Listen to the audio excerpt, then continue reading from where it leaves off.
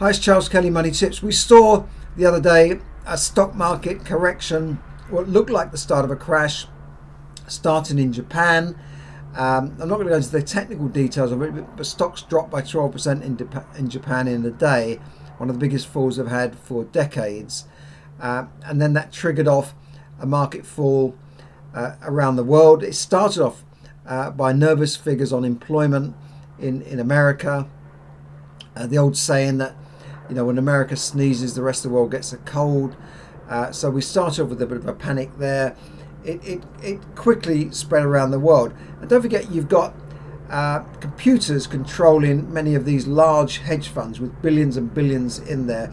And if the markets fall to a certain level, they automatically start selling. And what does it mean when a fund starts selling, or you see a mass sale? What happens? Prices go down further. So it's self-fulfilling prophecy, it becomes. So that can happen as well. Now, what happened the other day is that, markets in the US and the UK didn't go down by as much, but they still lost billions of their value, even if it goes down 2, 3, 4, 5%. But it bounced back the next day, because Japan then bounced back, Taiwan, other countries bounced back. So everyone thinks, breathe a sigh of relief and don't worry about it. However, what I would say to you is that it could be the start of something. We've certainly got enough indicators around the world which are not good omens for stock market investing. We've got wars going on in Ukraine, the Middle East. It could all kick off, so watch out for that. That could trigger a stock market crash. Now, you might be saying, well, I don't invest in stocks and shares, but have a look at your pension fund.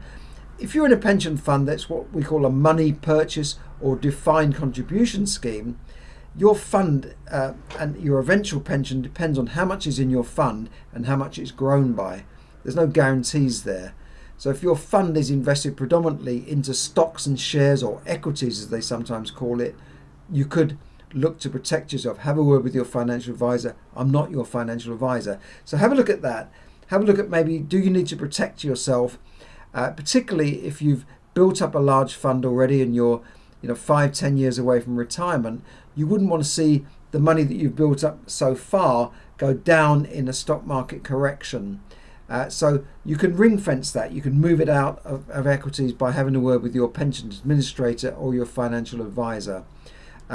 These are the sorts of things I teach on my coaching programs and that sort of thing, and master classes. But you can look at this yourself and think, well, look, I've got a lot of money in that fund. I might have $100, $200, $300,000 in equities. Do I want to keep that at risk at the moment with the volatility in the market? Personally, I wouldn't, but that's got to be your decision. I wouldn't want my money sitting there exposed to a stock market crash.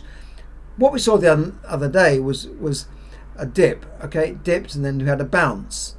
But these bounces can, sometimes you get 1, 2, 3 bounces and then boom, it goes down, and it can take years to recover, like it did after 1929, like we saw in 87, the 2000 crash, where we saw you could pick up Amazon shares so cheap at that point, after the dot-com boom crash.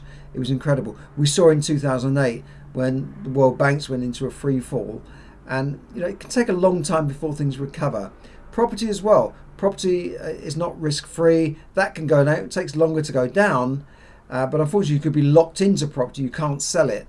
Unlike stocks, you can always get your money out at a price. But if properties go down, they can take a long time to recover as well. It can be years. So they can take a couple of years to go down, but it could take 5-10 years to go up. I've lived through property recessions. So personally, I'm a cautious investor. I don't want to be too exposed where you've got a lot of debt, a lot of property out there. You don't want to be too exposed, overreaching. Now, if you've got a property and the value goes down and it's rented out, or you're living in it, does it really matter? No, not really. As long as you're getting your rent and you're not overstretched on your mortgages and your debt, then you haven't got a problem. But if you were in that position where the property's gone down, the lender looks at you and says, well, it's too much risk here, we're calling in our loan, we want our money back, that's when people get into trouble, if they've got multiple mortgages with 1 or 2 lenders. So just watch out for that. So thanks very much for listening, and just watch out. Check out your pension fund, have a word with your financial advisor or your pension administrator, and don't leave yourself too exposed to a possible stock market crash. Thanks very much for listening. Bye for now. If you can hear a noise in the background, it's helicopters. There are a lot of demonstrations going on in London at the moment, and right down the road from me there's a demo. It's not a huge riot or anything, but there's a demo going on just down the road from me. But don't worry, we're all safe. Police have got it under control, but there's helicopters hovering around, so sorry about the noise. Thanks very much for listening, and bye for now.